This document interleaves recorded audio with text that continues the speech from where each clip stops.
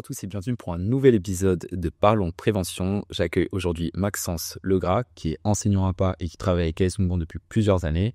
Donc l'occasion de discuter un petit peu de son parcours, des difficultés et des réussites qu'il a pu avoir. Et puis c'est parti. Bonjour. Salut Arthur. Ça va? Super, et toi? Bah ouais, écoute, ça fait bizarre de t'avoir en podcast parce qu'on se connaît quand même assez bien et en tout cas depuis longtemps. Et c'est vrai qu'on a plutôt l'habitude de discuter avec des professionnels de santé ou des professionnels du monde de la prévention que je connais pas personnellement en tout cas. Donc en tout cas c'est sympa de le faire sous ce format. Merci pour l'invitation. Ok, écoute, on va rentrer directement dans le vif du sujet. J'aimerais que tu puisses un petit peu te présenter toi, ton parcours, notamment pour arriver jusqu'à ton métier aujourd'hui d'APA, que tu puisses nous expliquer un petit peu tout ça. Ok, moi c'est Maxence. Je suis éducateur sportif depuis 3 ans, en activité en tout cas depuis 3 ans maintenant. J'ai un BPGEPS à la suite de plusieurs études un peu loupées. J'ai vachement accroché avec le sport. T'avais loupé quoi comme étude du coup? Alors, j'ai commencé un DUT génie mécanique et productique. Ok. Après, je suis allé en licence de maths et j'ai décroché pour être honnête, je suis pas scolaire. Ok. Et pour ça, c'est le coach dans la salle où j'étais qui est venu m'attraper. Je faisais que de la muscu. Je voulais être beau gosse. En vrai, je voulais être beau gosse sur la plage. D'accord. Je faisais de la muscu et le coach il m'a attrapé. Il m'a dit viens faire du CrossFit. Je lui ai dit non. Il m'a attrapé. Il m'a dit viens. Il dit écoute, moi c'est mon métier. Je vais réfléchir. Je vais adapter par rapport à ton handicap. Tu vas me faire confiance et tu vas kiffer la séance. Ok. En fait, c'est ce mec-là depuis ce jour-là. Je me suis dit ok, je sais ce que je veux faire. Et tout de suite ça t'a plu? Ah mais j'ai accroché tout de suite. J'avais fait un peu d'imparfait. J'avais fait de l'intérim. J'avais fait plein de choses. Je savais ce que je voulais pas faire. Ouais. Et là, grâce à lui, j'ai compris ce que je voulais faire. Et c'est toujours bien dans un parcours professionnel déjà de savoir ce qu'on veut pas faire. C'est déjà une bonne chose. Oui. Mais en l'occurrence, si tu as trouvé ce que tu voulais faire, c'était encore mieux. Alors, tu m'as un peu coupé l'herbe sous le pied, mais écoute, c'est pas très grave, on va y aller directement. Donc, tu as dit que le coach qui était sur place est venu te parler en fonction de ton handicap. Est-ce que tu peux nous expliquer un petit peu ton handicap? Donc, nous, forcément, on connaît parce que ça fait longtemps qu'on travaille ensemble. Est-ce que tu peux nous parler un petit peu de tout ça? Alors moi, c'est une agénésie du membre inférieur droit. Ça veut dire je suis né sans jambe droite. Donc j'ai une prothèse complète. J'ai une prothèse complète de la jambe. Et aujourd'hui, ce qui me permet de tout faire. Courir, c'est un petit peu limité, même si ça peut se régler avec une prothèse. Ouais, il y a toujours des choses à faire, mais beaucoup de réglages, c'est ça. Mais aujourd'hui, non, c'est plus quelque chose qui me sert plutôt que force qu'autre chose. Ouais, j'appelle ça un handicap parce que c'est le terme de position. Ok.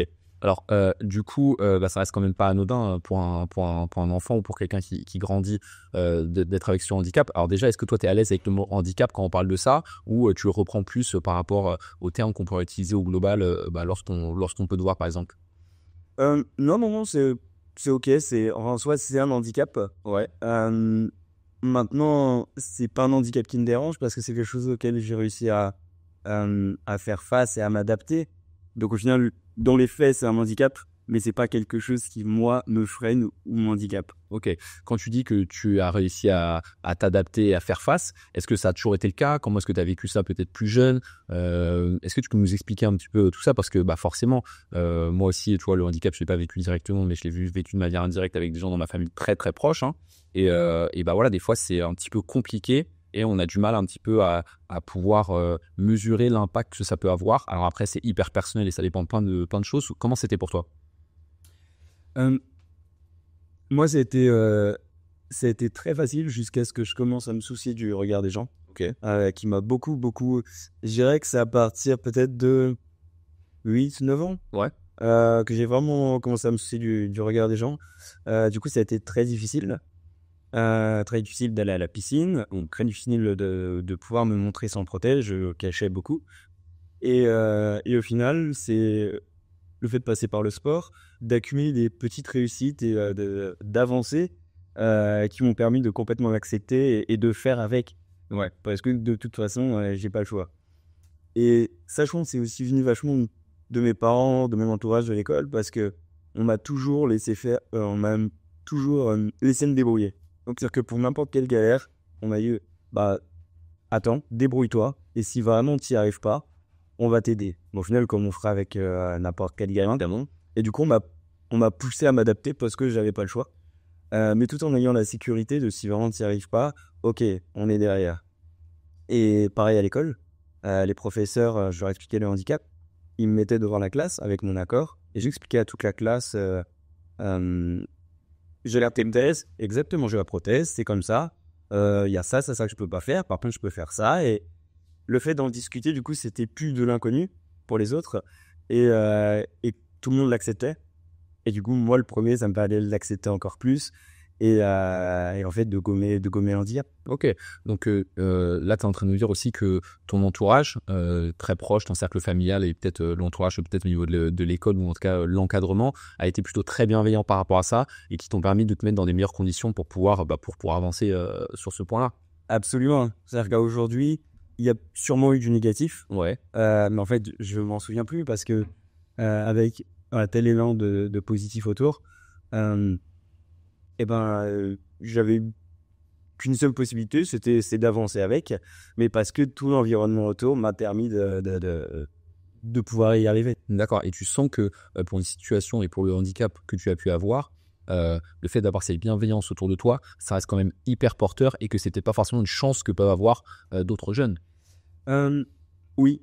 Aujourd'hui, quand j'en parle, j'ai vraiment la sensation que c'est grâce à ma famille, les profs et tout mon entourage que j'ai réussi tout ce qui était mon environnement qui m'a aidé à pouvoir avancer et l'accepter pleinement. Ouais. Alors, oui, il y a aussi moi, mais moi, j'ai réussi à l'accepter parce que j'avais un bon environnement. On a pu t'aider dans ce sens. C'est ça, et ce qui n'est pas du tout le cas, partout. Ouais. Ce qui n'est pas du tout le cas partout. Ouais, non, mais bah, écoute, c'est super. Alors, est-ce qu'on pourrait revenir du coup à ton parcours scolaire, ou en tout cas ta transition vers le monde du sport? Aujourd'hui, nous, chez AS Mouvement, dans le milieu de la prévention, des parcours comme les tiens, bon, il n'y en a pas à tous les coins de rue, mais ça ne nous étonne pas, tu vois, on sait aujourd'hui que tout profil peut réussir à retomber dans le milieu du sport, à pouvoir performer, à exceller dans ces disciplines-là. Quand tu as commencé ta transition, si je ne me trompe pas, c'était il y a 3-4 ans du coup, c'est ça? Oui, j'ai eu mon diplôme il y a 4 ans en DMOM. Et j'ai commencé un an après à réellement me mettre dans le milieu du coaching. Ok. Et après, je me suis doucement tourné vers l'APA. Ouais. Pour être honnête, au début, je ne voulais pas du tout me tourner dans le handicap. Alors, c'est tout, dis-moi tout. Ok. Je voulais pas m'enfermer dans le handicap. Donc, je voulais pas être le coach handicapé qui coach des handicapés. D'accord. Et pour moi, même tout le milieu du handicap, j'avais peur de m'enfermer là-dedans. D'accord. Je voulais pas représenter quelque chose. Donc, je voulais être coach de CrossFit. Coach de CrossFit dans des box tout à fait classiques.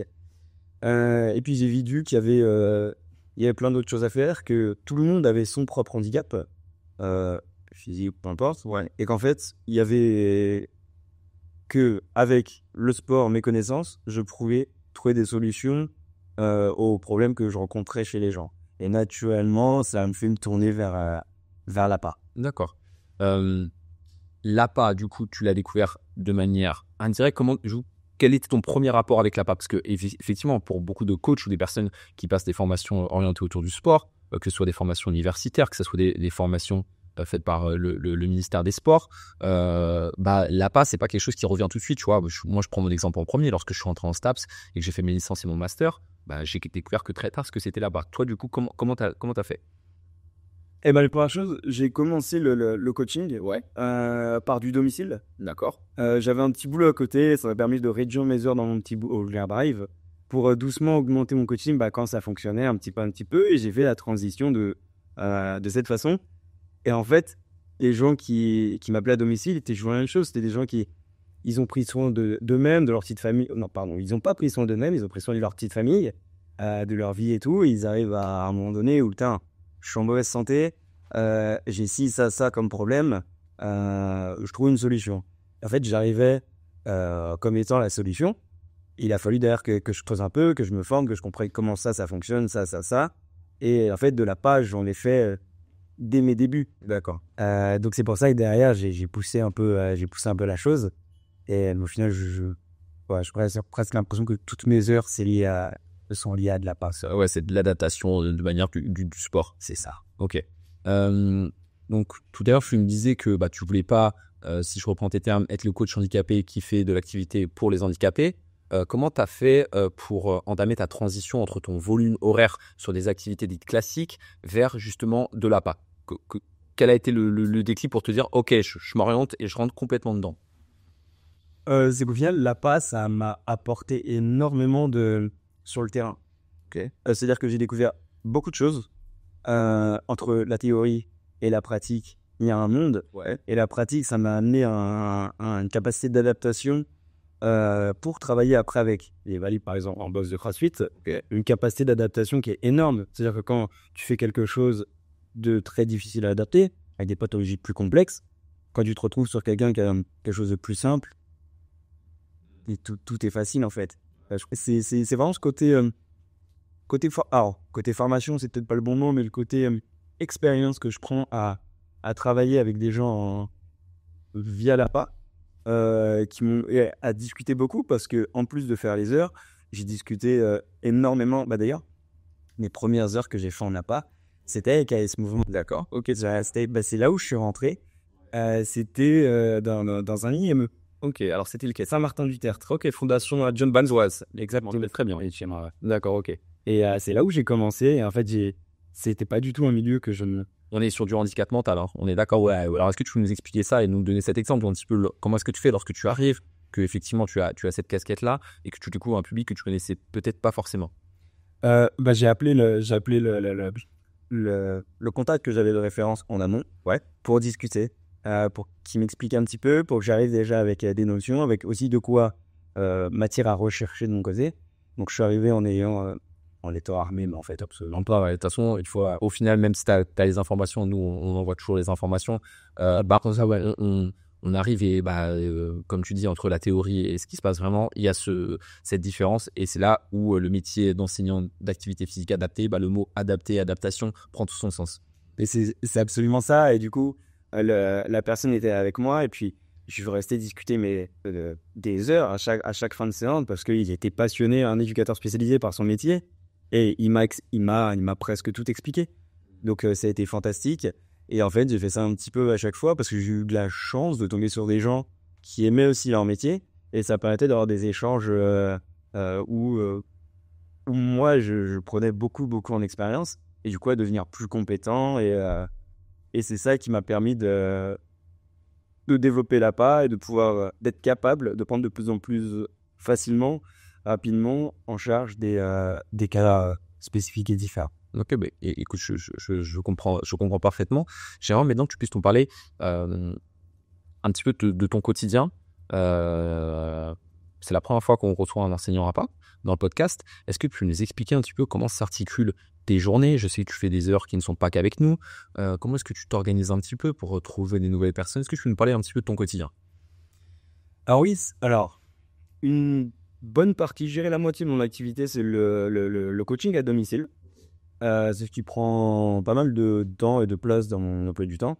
J'ai de la chance d'avoir des clients qui sont très flexibles niveau horaire. Et ça me permet... C'est clairement une chance. Hein. C'est clairement... Alors, ils sont pas tous flexibles, mais on arrive toujours à trouver une solution. Et en fait, articuler, ça reste assez facile, parce que ceux qui sont flexibles, je les bouge un petit peu comme je veux. Et ceux qui sont fixes, c'est soit le matin, soit le soir. C'est-à-dire que du coup, en journée, j'ai beaucoup de place. Et ça laisse de la place pour l'APA, pour les structures, pour travailler avec vous. Parce que c'est souvent des choses qui sont en journée. Et pareil, souvent, c'est moi qui propose les horaires. Et du coup, et si ça ne convient pas, on arrive toujours à trouver un entre-deux. Donc en fait, j'ai un planning qui est dans les grandes lignes fixe, mais où je me laisse toujours une petite marge pour pouvoir tout avancer. D'accord. Et sur le côté pratique, tu te déplaces comment? En voiture. Ok. En voiture, c'est vrai que j'ai pas mal de déplacements, parce qu'en fait, il y a beaucoup d'heures que j'ai gardées. Au début, j'ai pris ce que j'avais. Ouais. Parce qu'il fallait que je commence, parce que j'avais envie de commencer, parce qu'en fait, je m'en fichais de faire de la route, parce que ça me permettait de faire la transition entre le car drive et un métier qui me plaît. Donc, faire de la route n'était pas un problème. Aujourd'hui, c'est des heures que j'ai gardées parce que j'ai de l'affect pour ces heures, mais j'essaye doucement c'est pas les plus pratiques. C'est pas les plus pratiques, mais voilà, il y a toujours moyen de se débrouiller. Ok. J'aimerais qu'on puisse parler un petit peu, on va faire une transition, d'un autre projet qu'on a co-construit ensemble et sur lequel on est en train de communiquer d'ailleurs avec toute l'équipe. C'est un projet autour du harcèlement, et notamment au niveau du harcèlement scolaire. J'aimerais que tu puisses un petit peu nous expliquer comment est-ce que tu es venu vers nous pour nous en parler, et comment est-ce qu'on a pu co-construire ce projet ensemble? Ok. Alors, avant que je vous en parle, moi, de mon côté, le projet il est né de, justement, j'ai dit tout à l'heure que je prenais en charge des personnes. Souvent, c'est ce profil-là, la quarantaine d'années passées. Ils ont une petite famille. Ils se sont bien occupés de leur famille, de leur maison, de leur travail. Par contre, de leur santé perso, absolument pas. Mais la raison, c'est surtout qu'ils n'ont pas été éduqués à le faire. Du coup, ils se retrouvent dans des situations où ils ont l'obligation de m'appeler. Et je me suis dit, mince, il y a sûrement un travail d'éducation du coup à faire auprès des enfants sur les dangers de la sédentarité. Et j'avais mis aussi du handisport parce que ça permettait de montrer que peu importe la difficulté, on peut adapter du sport et en gros que tout le monde peut bouger. Et si en plus je montre aux enfants que tout le monde peut bouger et que la sédentarité est très dangereuse, eh ben je me suis dit c'est des personnes que j'aurais jamais en coaching derrière. Donc je me suis dit c'est un gros travail de prévention à faire. Au final, j'ai commencé à faire ça a pris un petit peu, mais dur de contacter les écoles. J'ai fini par, grâce à une cliente, je suis rentré dans le salle des parents d'élèves. J'ai commencé par les interventions et à une assemblée générale de plusieurs parents d'élèves. J'ai été un peu marqué par les chiffres du harcèlement. Ça avait été évoqué. Moi, je venais juste proposer mon projet. Et ils ont évoqué les chiffres du harcèlement, le nombre de suicides, les chiffres qui sont un peu difficiles à entendre et à voir. Et ça m'a fait un choc. Et je me suis dit, mais en fait, il y a un gros problème.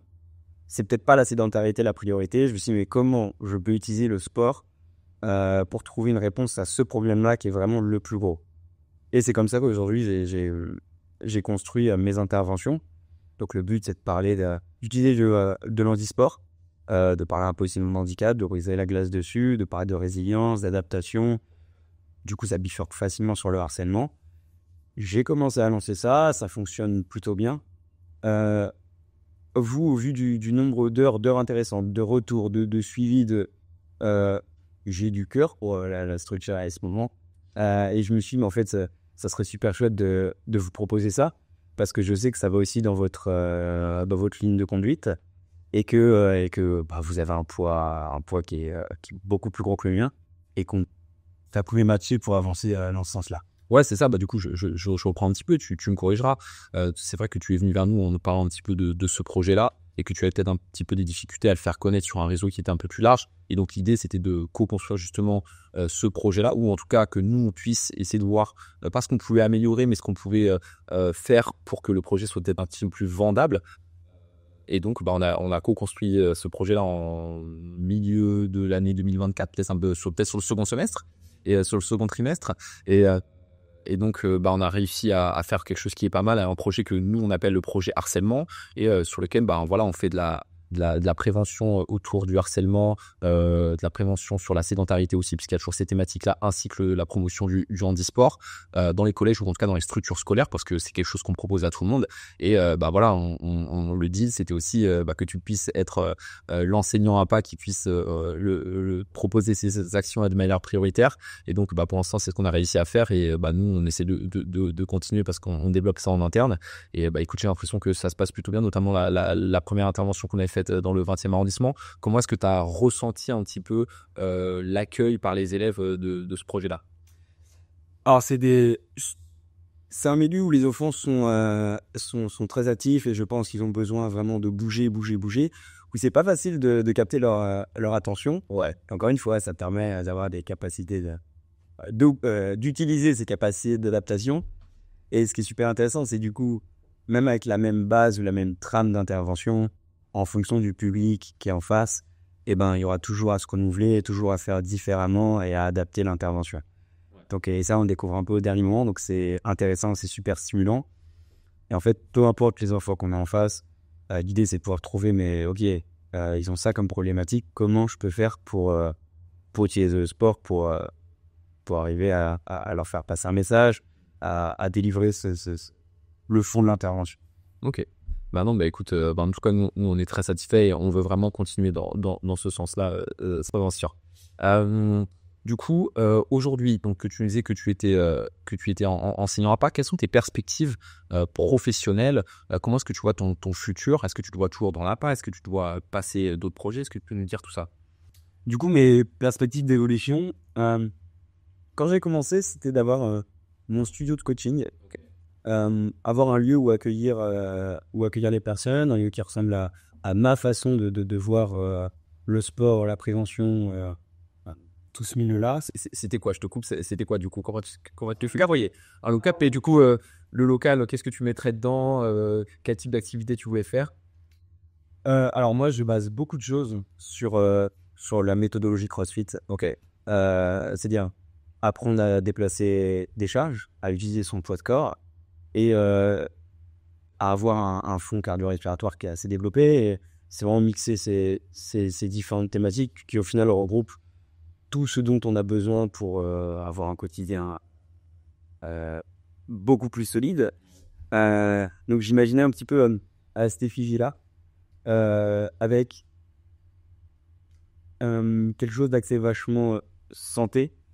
Et pour pouvoir recevoir tout le public chez qui je me déplace aujourd'hui, voilà, j'espérais avoir un petit studio comme ça. C'est vrai que maintenant, avec les écoles, ça remet un petit peu ça en question, ou en tout cas, ça le repousse, parce que je prends beaucoup de plaisir pour les écoles. Ouais. Aujourd'hui, bah là, c'est là où j'ai fait le plus gros investissement personnel, c'est dans le projet des écoles.